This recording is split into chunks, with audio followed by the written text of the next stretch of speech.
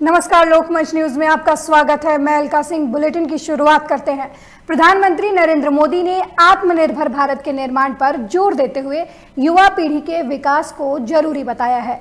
उन्होंने कहा कि आत्मनिर्भर भारत के निर्माण के लिए देश को आत्मविश्वासी युवकों की जरूरत है, जो सीधे तौर पर शिक्षा, ज्ञान और कौशल से जुड़ा है। नई राष्ट्रीय शिक्षा नीति इसी आधार पर विकसित की गई है। उन्होंने कहा कि वर्ष के बजट में स्वास्थ्य के बाद दूसरा सबसे बड़ा फोकस है वो एजुकेशन, स्किल और रिसर्च इनोवेशन पर ही है। और आत्मनिर्भर भारत के निर्माण के लिए देश के युवाओं में आत्मविश्वास भी उतना ही जरूरी है।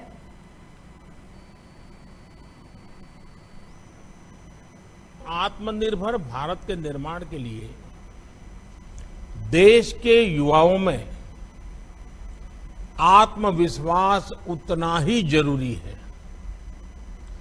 आत्मविश्वास तभी आता है जब युवा को अपनी एजुकेशन, अपनी नॉलेज, अपनी स्किल पर पूरा भरोसा हो, विश्वास हो। आत्मविश्वास तभी आता है जब उसको एहसास होता है कि उसकी पढ़ाई उसे अपना काम करने का अवसर दे रही है और जरूरी स्किल भी दे रही है। नई राष्ट्रीय शिक्षा नीति इसी सोच के साथ बनाई गई है। वहीं दिल्ली नगर निगम की 5 सीटों पर हुए उपचुनाव के नतीजे आ गए हैं। इनमें से 4 सीटों पर आम आदमी पार्टी के प्रत्याशी जीते हैं, जो 1 सीट पर वहीं कांग्रेस पार्टी ने बाजी मारी है। आपको बता दें कि भारतीय जनता पार्टी को एक भी सीट नहीं मिली है। बीजेपी ने शालीमार बाग 62 सीट गंवा दी है। यहां पर आप प्रत्याशी सुनीता मिश्रा ने जीत हासिल की है। सबसे ज्यादा हैरानी की बात यह है कि बीजेपी प्रत्याशी को चौधरी बांगर सीट पर मात्र 105 वोट मिले हैं। वहीं बुधवार सुबह 8 बजे मतगणना शुरू हुई तो आम आदमी पार्टी प्रत्याशी ने शालीमार बाग एन, कल्याणपुरी, रोहिणी सी, 32 एन वार्ड और त्रिलोकपुरी सीट पर बढ़त बना ली, जो जीत तक जारी रही। वहीं चौधरी बांगर सीट पर कांग्रेस प्रत्याशी चौधरी जुबैर ने आसानी से जीत हासिल कर ली। इस जीत पर दिल्ली के मुख्यमंत्री अरविंद केजरीवाल समेत आप के तमाम नेताओं ने अपने कार्यकर्ताओं को बधाई दी है। इस चुनाव को अगले साल होने वाले दिल्ली नगर निगम चुनाव 2022 का सेमीफाइनल भी माना जा रहा है। जाहिर है कि इस जीत से आम आदमी पार्टी का मनोबल बढ़ा है।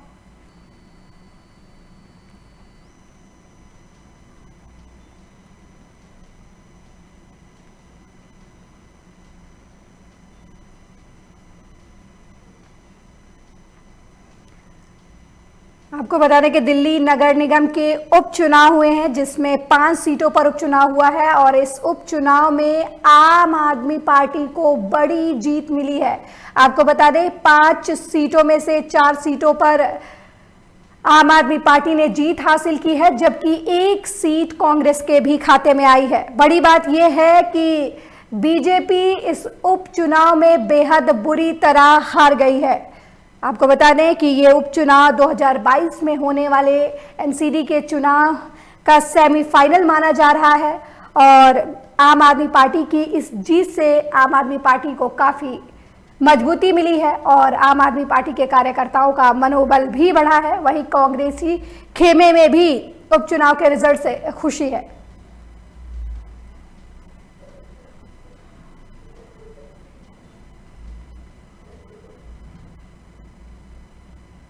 वहीं मध्य प्रदेश के पूर्व मुख्यमंत्री कमलनाथ ने प्रदेश के बजट को झूठा और फरेब का बजट बताया है। पूर्व मुख्यमंत्री कमलनाथ ने कहा कि बीजेपी की घोषणा वीरों से भरी हुई है और प्रदेश की जनता के साथ छलावा कर रही है। इससे पहले वित्त मंत्री जगदीश देवड़ा ने सदन में बजट पेश किया था, जिसके दौरान कांग्रेसियों ने जमकर विरोध प्रदर्शन किया था।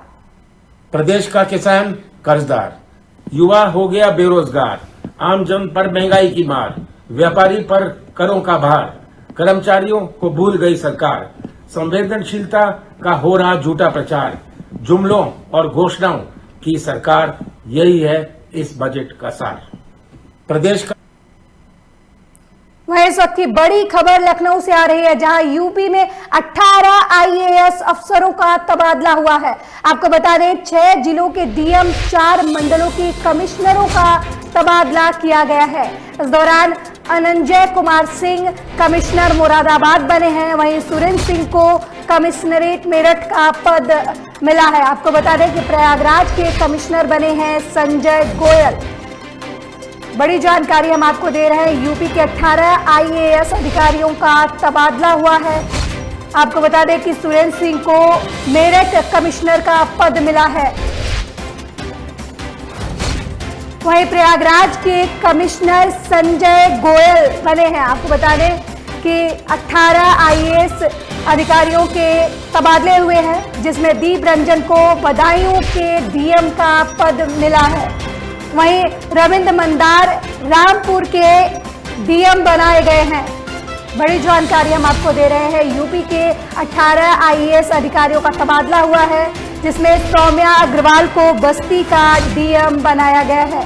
वहीं आर रमेश कुमार बरेली के कमिश्नर पद पर तैनात हुए हैं। आपको बता दें कि सुभ्रांत शुक्ला को चित्रकूट के डीएम पद पर तैनात किया गया है। आशुतोष निरंजन को देवरिया के डीएम पद पर तैनात किया गया है। बड़ी जानकारी हम आपको उत्तर प्रदेश से दे रहे हैं, जहां 18 आईएएस अधिकारियों का तबादला हुआ है, जिसमें जितेंद्र को कानपुर देहात का डीएम बनाया गया है।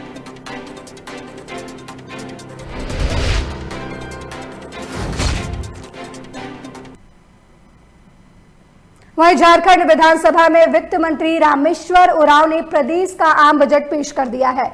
विपक्ष के हंगामे के बीच 91,000 करोड़ का बजट पेश किया गया है। इस बीच विपक्ष ने जमकर हंगामा किया, साथ ही सदन में विपक्ष ने भी अपना शैडो बजट रखा।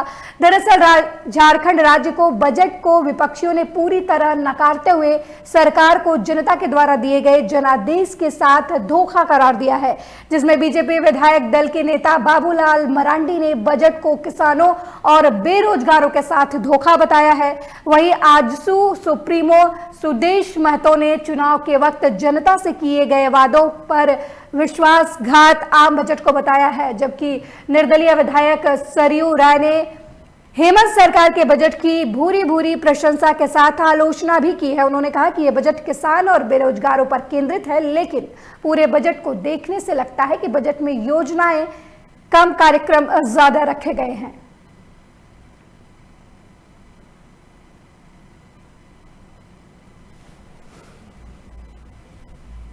जो भी नीति निर्धारण हुए, मुझे लगता है कि वो सभी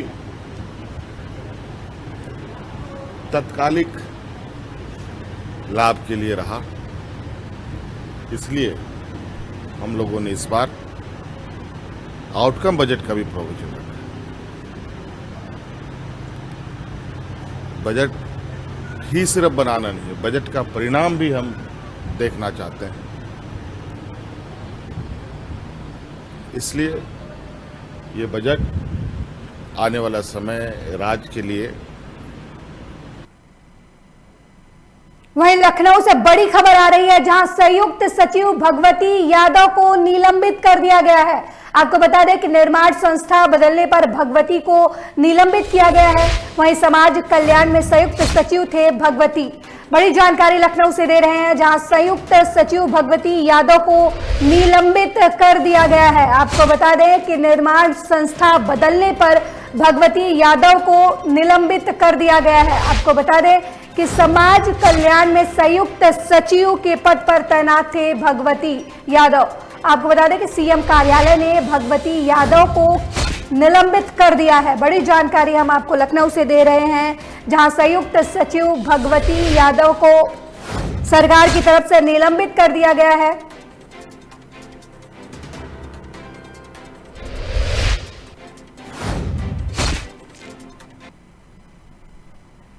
वहीं उत्तराखंड के हरिद्वार में मुख्यमंत्री त्रिवेंद्र सिंह रावत बैरागी कैंप पहुंचे, जहां उन्होंने तीनों वैष्णवी अखाड़ों के श्री महंत से कुंभ मेला कार्यालय को लेकर चर्चा की। वहीं वैष्णव अखाड़ों के संतों ने मूलभूत सुविधाओं की मांग को लेकर मुख्यमंत्री त्रिवेंद्र सिंह रावत को ज्ञापन सौंपा। सौंपा। साथ ही जल्द से जल्द वैष्णव अखाड़ों के संतों के लिए मूलभूत सुविधाएं प्रबंध करने की मांग भी की। आपको बता दें कि श्री महंत राजेंद्र दास महाराज ने कहा कि कुंभ मेला शुरू हो चुका है, जल्द ही बैरागी संप्रदाय के खालसे और संत बड़ी संख्या में हरिद्वार आगमन करेंगे।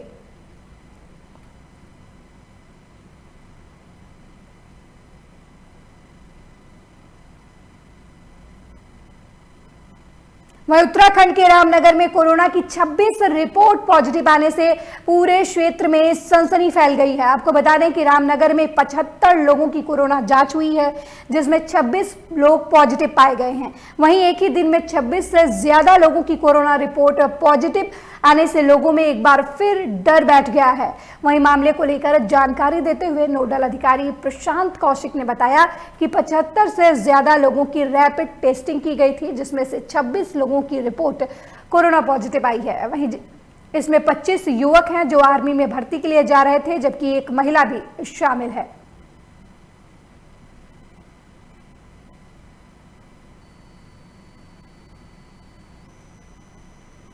करीब 26 लोग पॉजिटिव आए हैं, जिसमें एक महिला है। और मुख्यतः जो आर्मी में भर्ती जाने के लिए थे उनके टेस्ट किए गए थे, उनमें ही ये 25 लोग पॉजिटिव आए हैं और एक महिला पॉजिटिव आई। करीब 26 लोग पॉजिटिव आए हैं, जिसमें एक महिला है।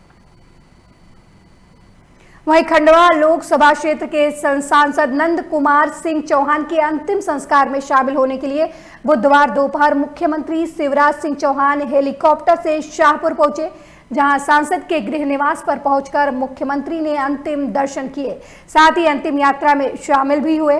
वहीं इस दौरान बीजेपी प्रदेश अध्यक्ष बीडी शर्मा सहित प्रदेश के 8 से अधिक मंत्रीगण मौजूद रहे।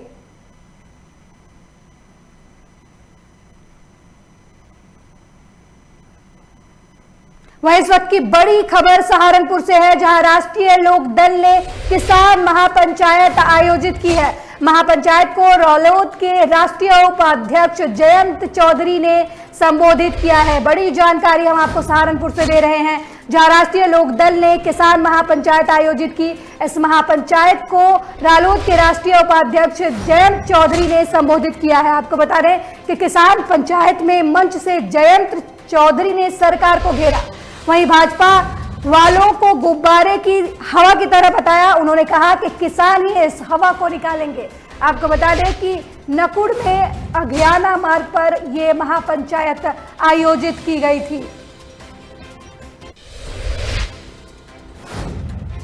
बड़ी जानकारी हम आपको सहारनपुर से दे रहे हैं, जहां राष्ट्रीय लोकदल ने किसान महापंचायत आयोजित की। इस किसान महापंचायत को रालोद राष्ट्रीय उपाध्यक्ष जयंत चौधरी ने संबोधित किया।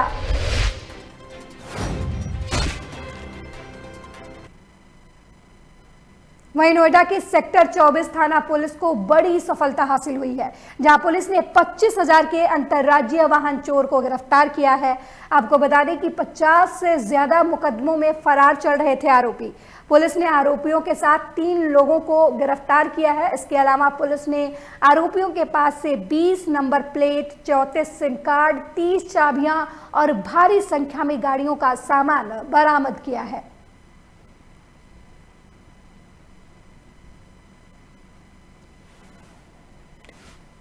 बड़ी जानकारी हम आपको नोएडा से दे रहे हैं, जहां पुलिस ने अंतर्राज्यीय वाहन चोरों को गिरफ्तार किया है और उनके पास से भारी संख्या में वाहनों के सामान भी बरामद किए हैं। बता दें ये चोर अलग अलग राज्यों में वाहन को चुराते थे और फिर उनके नंबर प्लेट और चेचिस बदलकर दूसरे लोगों को बेच देते थे। हमारा जोन से बहुत समय से वांछित चल रहा है। ये गिरफ्तार हुआ है। इनका कब्जे से जो चोरी हुआ 4 4 व्हीलर्स, 2 होंडा सिटी, एक ब्रेजा और एक वैगनर बरामद हुआ है। और काफ़ी सारे टूल्स बरामद हुए हैं जो चोरी में इस्तेमाल करते हैं लोग। इनको निकनेम जो पुलिस पार्लमेंट में जो और क्रिमिनल सर्विस में माना जाता है डॉक्टर वाहिद करके। इनको डॉक्टर इसलिए कहा जाता है कि ये 2005 से लगातार वाहन चोरी कर रहा है। इनका ऊपर 50 से ज़्यादा मुकदमा है और आज भी दिल्ली पुलिस से ये वांछित चल रहा है 7 मुकदमों में, और हमारा जनपद से भी काफ़ी मुकदमे भी वांछित चल रहा था। और इनका ऊपर 25,000 इनाम भी है और इनको इसलिए डॉक्टर कहा जाता कि ये लगातार कोई भी गाड़ी है उस गाड़ी को ये चोरी कर लेता था, 4 व्हीलर खासतौर से। वहीं इटावा के भरथनाथ थाना अंतर्गत देर शाम बालूगंज मोहल्ले में सपा के कार्यकर्ता सत्तार सिंह को गोली मार दी गई, जिसके बाद आनन फानन में घायल को निजी अस्पताल में भर्ती करवाया गया, जहां पर सत्तार सिंह की हालत गंभीर बताई जा रही है, जिसके बाद उन्हें जिला अस्पताल रेफर कर दिया गया। घायल ने रास्ते में ही दम तोड़ दिया। वहीं जानकारी पाकर सपा जिलाध्यक्ष साथ बड़ी संख्या में सपा कार्यकर्ता जिला अस्पताल पहुंचे, जहां एडिशनल एसपी ने आरोपियों को पकड़ने के लिए पुलिस टीम को रवाना किया, जिसके बाद आरोपियों की तलाश में पुलिस जुटी हुई है।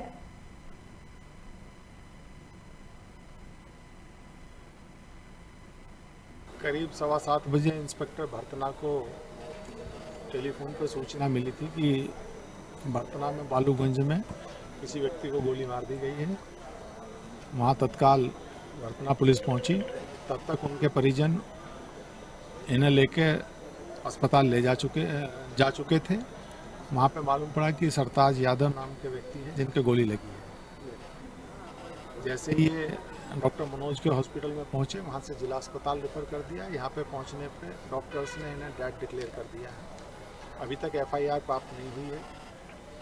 अभी क्योंकि परिजन सदमे की हालत में हैं, इनके लड़के द्वारा कुछ नाम बताए गए हैं। अभी वो अपना FIR लिखा रहे हैं। जिन जिन लोगों पर संदेह जाहिर किया है उनकी गिरफ्तारी के लिए पुलिस पार्टियां निकल गई हैं। एक बार FIR आ जाएगी तो चीज़ें स्पष्ट हो जाएंगी और जो भी इसमें दोषी होंगे इस हत्याकांड में, उनके विरुद्ध पुलिस द्वारा कठोरतम। वहीं उत्तर प्रदेश के महाराजगंज में प्रशासन ने मंगलवार देर शाम को ब्लॉक प्रमुख और क्षेत्र पंचायत सदस्य की आरक्षण सूची जारी कर दी है, जहां ब्लॉक प्रमुख के 5 और जिला पंचायत सदस्य के 17 पद अनारक्षित किए गए हैं। वहीं इस बार जिले के 882 ग्राम में 997 ग्राम में प्रधान पद का अनारक्षित किया गया है। 307 गांव की प्रधानी महिलाओं के हाथ में रहेगी, जबकि 307 गांव में प्रधान पद अनारक्षित किए गए हैं। जिलाधिकारी डॉक्टर उज्जवल कुमार ने बताया कि पूरी तरीके से पारदर्शिता को रखते हुए शासनादेश के अनुसार ही आरक्षण सूची बनाई गई है। आरक्षण सूची जारी होने के बाद जिले के हर ब्लॉक में सूची को चस्पा कर दिया गया है। शासन से जो निर्देश हमें प्राप्त हुए थे उसके क्रम में हम लोगों ने जिला पंचायत सदस्यों का, BDC सदस्यों का, इसके अलावा ग्राम प्रधानों का और ग्राम पंचायत के वार्डों का आरक्षण का निर्धारण किया गया है। उसमें जो हमें शासनादेश में निर्देश प्राप्त हुए थे उसका अक्षरशः अनुपालन कराया गया है।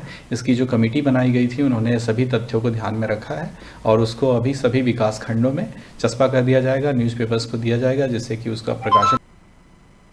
वहीं होशंगाबाद जिले की सिवनी मालवा में आयुष्मान योजना के कार्ड बनाने की जागरूकता के लिए बुधवार को वाहन रैली निकाली गई। रैली का शुभारंभ न्यायालय परिसर ने न्यायाधीश यशवंत मालवीय खंड चिकित्सा अधिकारी कांति भास्कर ने हरी झंडी दिखाकर किया, जिसमें रैली में सभी वाहनों पर आयुष्मान योजना के झंडे और स्टिकर लगाकर सभी अधिवक्ताओं ने शहर के मुख्य मार्ग से होते हुए सामुदायिक स्वास्थ्य केंद्र सिवनी मालवा रैली का समापन किया। न्यायाधीश यशवंत राठौड़ ने बताया कि वाहन रैली का मुख्य उद्देश्य हर पात्र व्यक्ति तक आयुष्मान योजना कार्ड का लाभ मिल सके और लोगों को जागरूक किया जा सके। ये वाहन रैली माननीय उच्च न्यायालय के निर्देशानुसार राज्य विधिक सेवा प्राधिकरण के मार्गदर्शन में सभी तीनों उच्च न्यायालय की खंडपीठों, समस्त जिला मुख्यालय और तहसील मुख्यालयों पर आयोजित की गई है। इस रैली का मुख्य उद्देश्य आयुष्मान भारत योजना के प्रचार प्रसार और उसके अधीन आयुष्मान कार्ड का लाभ के संबंध में और उसके लाभार्थी हितग्राहियों को उसकी जानकारी प्रदान करने के बाबत एक जागरूकता रैली का आयोजन किया गया है।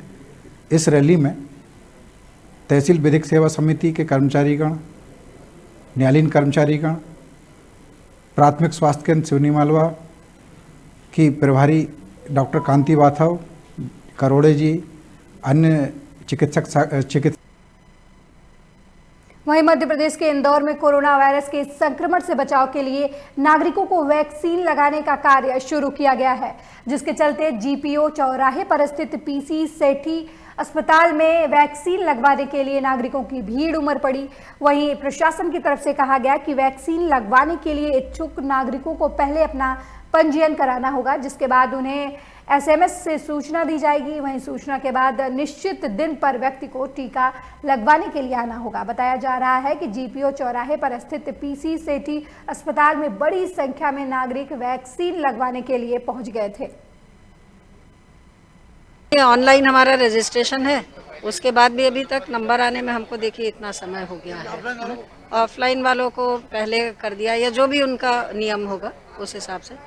और ये भी हमने कहा था, हमारे साथ माता जी भी हैं तो 90 ईयर्स की, मतलब उनको अकेले कोई जाने देते, हम लोग भी ना जाते, लेकिन उनके कुछ नियम होंगे तो इस वजह से ऐसा नहीं हो सका। अब बैठे हुए हैं, 95 नंबर है हमारा, हमको अब 10 बजे से बैठे हुए हैं। वीआईपी लोग आए लाल बत्ती की गाड़ियों में और उन लोगों को पहले इंटरटेन किया गया, जब जाके यहाँ पर लाइन में लगेगा, क्योंकि हम लोग 8:15 बजे से लगे हुए 11 बजे तक किसी की भी एंट्री नहीं ली इन्होंने। जब जाके यहाँ से कुछ लोग जाके चिल्लाए तब जाके एंट्री करना शुरू हुआ, उसके बाद चालू हुआ। तो ये जो इसमें वैक्सीन में जो वीआईपी और आम आदमी वाली बात है, ये नहीं होना। वहीं छिंदवाड़ा में ग्राम पंचायत सरोरा विगत 6 वर्षों से नल जल योजना ठप पड़ी हुई है, जिससे ग्रामीण पानी के लिए दर दर भटकने को मजबूर हैं। आपको बता दें कि पेयजल संकट के चलते कुछ ग्रामीणों ने घर में तालाबंदी कर खेतों में जाकर रहना शुरू कर दिया। वहीं समस्या को लेकर ग्रामीण लगातार जनप्रतिनिधियों और अधिकारियों के कार्यालय के चक्कर काटने के बावजूद कोई हल नहीं निकल पाया है, जिसके बाद ग्रामीणों ने नागपुर छिंदवाड़ा हाईवे सड़क पर चक्का जाम किए जाने का अल्टीमेटम दे दिया। भैया यहाँ पानी की बहुत ज्यादा समस्या है और यहाँ सचिव सरपंच कोई कुछ ध्यान नहीं देते, और जहाँ मोदी कुछ सब आते हैं समय पर चले जाते हैं। कोई नल की समस्या जो हल कर रहा है हमारी, न कोई बोर की समस्या हल कर रहा। पानी की त्राही होगा, जनता भी और धन ढोर भी हमारी। कितने सालों से समस्या है? ये 5, 6, 7 साल होगा हमारी, तो कोई ध्यान नहीं दे रहा? कोई ध्यान नहीं देता। वहीं रीवा जिले के अवधेश प्रताप सिंह विश्वविद्यालय के निर्माण शाखा में पदस्थ जूनियर इंजीनियर कृष्ण मोहन त्रिपाठी को लोकायुक्त पुलिस ने रंगों हाथ गिरफ्तार कर लिया। आपको बता दें कि जूनियर इंजीनियर को 50,000 की रिश्वत लेते हुए रंगे हाथ गिरफ्तार किया गया है। बताया जा रहा है कि 8 लाख का बिल पास कराने की एवज में जूनियर इंजीनियर ने ठेकेदार से 50,000 रुपए की रिश्वत मांगी थी।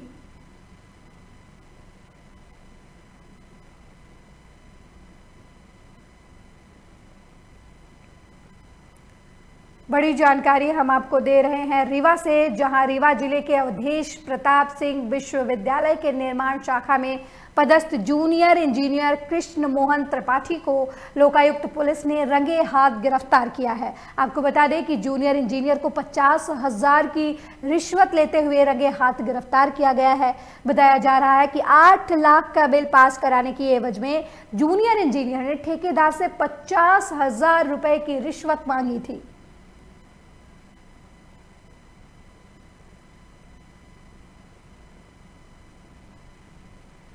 बड़ी जानकारी रीवा से दे रहे हैं, जहां अवधेश प्रताप सिंह विश्वविद्यालय के निर्माण शाखा में पदस्थ जूनियर इंजीनियर कृष्ण मोहन रिश्वत लेते हुए रंगे हाथ पकड़े गए हैं। आपको बता दें कि जूनियर इंजीनियर को 50,000 की रिश्वत लेते हुए रंगे हाथ गिरफ्तार किया है। बताया जा रहा है कि 8 लाख का बिल पास करने की एवज में जूनियर इंजीनियर ने ठेकेदार से 50,000 रुपए की रिश्वत मांगी थी।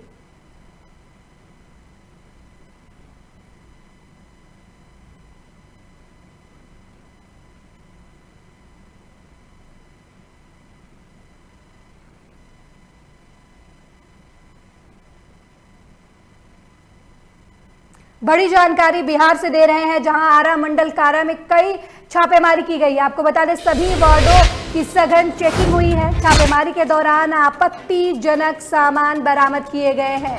आपको बता दें कि छापेमारी में जिलाधिकारी रोशन कुशवाहा भी मौजूद रहे। बड़ी जानकारी हम आपको बिहार से दे रहे हैं, जहां आरा मंडल कारागार में छापेमारी की गई है। वहीं सभी वार्डों की सघन चेकिंग हुई है। छापेमारी के दौरान आपत्तिजनक सामान बरामद हुए। आपको बता दें कि छापेमारी में जिलाधिकारी रोशन कुशवाहा भी शामिल रहे।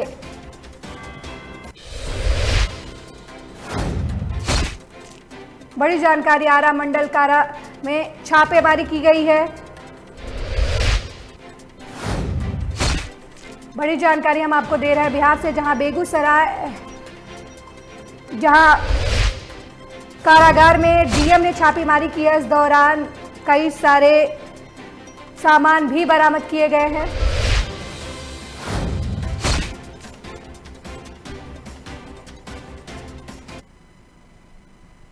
वहीं बिहार के बेगूसराय में डीएम अरविंद कुमार वर्मा, एसपी अवकाश कुमार, एसडीओ संजीव चौधरी के नेतृत्व में मंडल कारागार बेगूसराय में जेल के अंदर 2 घंटे तक छापेमारी की गई। छापेमारी में पुलिस ने जेल के अंदर धारदार कैंची को भी बरामद किया है। जेल के अंदर छापेमारी में और कई आपत्तिजनक सामान मिले हैं, लेकिन 2 धारदार कैंची मिलने से जेल प्रशासन पर सवाल जरूर खड़े हो गए हैं कि आखिरकार जेल के अंदर कैंची कैसे पहुंची। दरअसल अचानक जेल में पुलिस पदाधिकारियों के साथ 100 जवान पहुंचे और जेल के अंदर सभी वार्डों में छापेमारी की गई।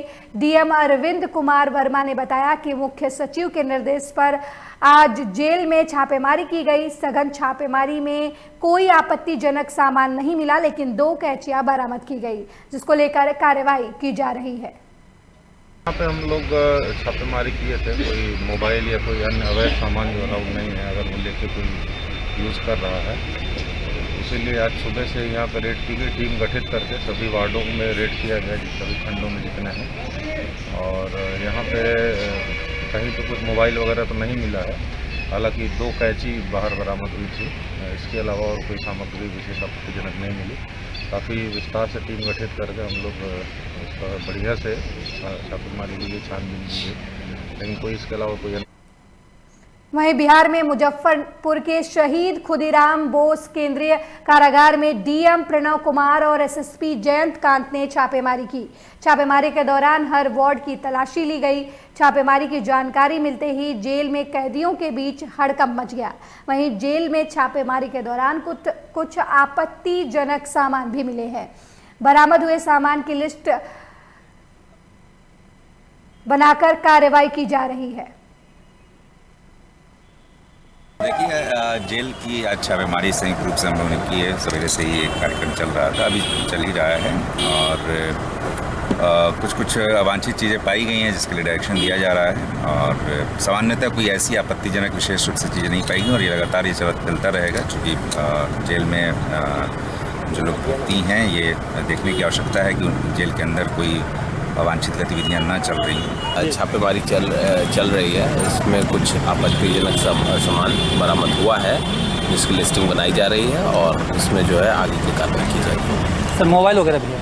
नहीं, अभी तक के कोई मोबाइल नहीं है। कुछ मोबाइल नंबर्स वगैरह मिले हैं और बाकी अन्य सामान मिला है। कोई विशेष आपत्तिजनक सामान नहीं मिला है अभी। और छापेमारी। इस बुलेटिन में मेरे साथ इतना ही। देखते रहिए लोकमंच न्यूज़। नमस्कार।